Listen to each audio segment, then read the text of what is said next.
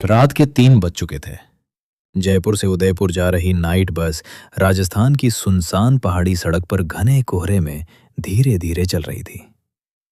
बस में सिर्फ 4 लोग थे, ड्राइवर, हेल्पर और 2 यात्री।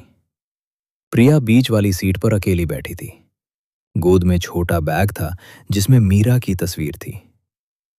प्रिया बाहर दूसरे शहर में जॉब करती थी। बहुत दिनों बाद वो अपने घर लौट रही है।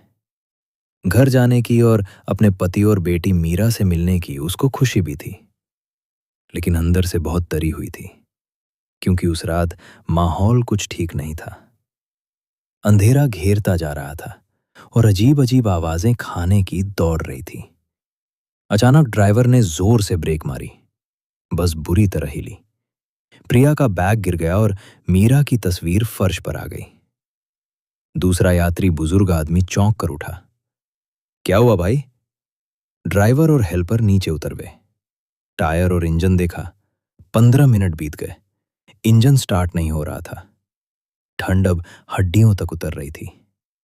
तभी बस के दरवाजे पर खट खट खट आवाज आई। सबने बाहर देखा। कोहरे में एक छोटा लड़का खड़ा था, 9-10 साल का। गीले कपड़े, चेहरा पीला, होठ नीले पर्दे थे। अंकल, दरवाजा खोल दो ना, मेरी माँ रास्ते में छूट गई, बहुत ठंड लग रही है। लड़के की आवाज इतनी मासूम थी कि प्रिया का दिल पिघल गया। प्रिया ने धीरे से पूछा, बेटा तुम्हारा नाम क्या है? लड़का बोला, मैं विक्रम हूं, प्लीज अंदर ले लो मुझे। ड्राइवर बाहर से चिल्लाया, बाहर कोई नहीं है, दरवाजा मत खोलना। लेकिन उसी पल आवाज बस के पीछे से आई, मां, मुझे अंदर ले लो, मैं अकेला हूं। हेल्पर डर गया।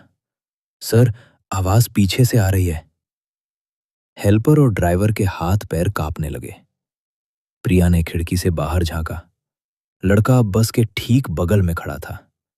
उसके होंठ हिल रहे थे, लेकिन आवाज बस के अंदर से आ रही थी। बुजुर्ग यात्री बोला, बच्चा है भाई, ठंड में मर जाएगा, दरवाजा खोल दो। ड्राइवर ने सख्ती से मना किया। ड्राइवर और हेल्पर बस के अंदर आ गए। तभी बस की छत पर हल्के कदमों की आहट हुई। टप टप टप। अंदर से एक औरत की रोती हुई आवाज आई, बेटा, मैं यहां हूं, मुझे अकेला मत छोड़ो। प्रिया ने चारों तरफ देखा। बस में कोई औरत नहीं थी, सिर्फ 4 लोग थे। उसकी बगल वाली खाली सीट पर अचानक ठंडी हवा का तेज झोंका आया। प्रिया ने मुड़कर देखा। हवा में धीरे धीरे एक औरत का साया बन रहा था। साया बनते ही गायब हो गया। प्रिया के हाथ कांपने लगे। ठीक उसी समय उसका फोन वाइब्रेट हुआ। स्क्रीन पर एक अनजान नंबर से मैसेज आया था, मैं पहले से बस में हूं, ब्रेक लगते ही मैं तुम्हारे पास आ गया, मीरा को भी बुला लूं क्या? प्रिया सिहर उठी। उसको मीरा का नाम कैसे पता चला?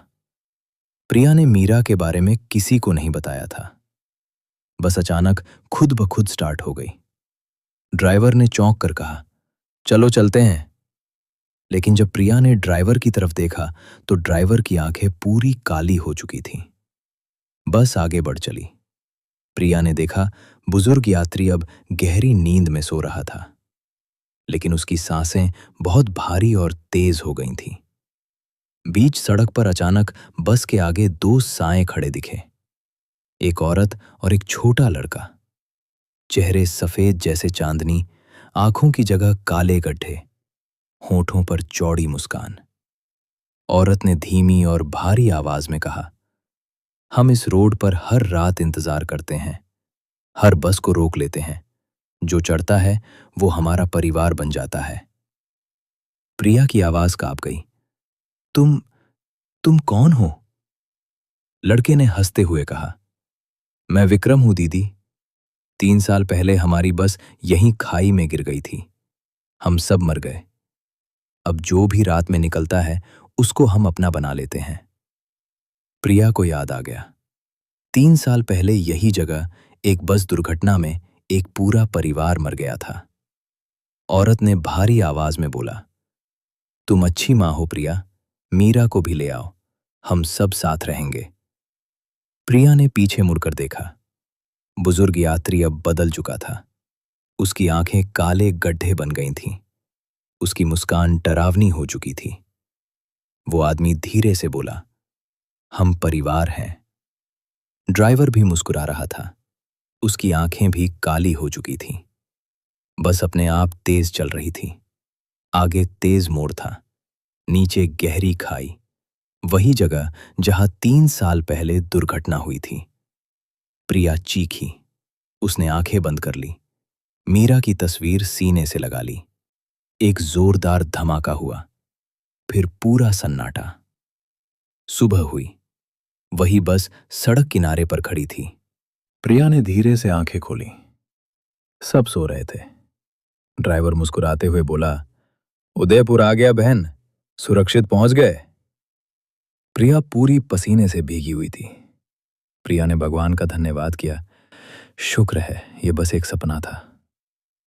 प्रिया ने मीरा की तस्वीर को सीने से लगाया और राहत की सांस ली। प्रिया बस से उतरी और अपने घर चली गई।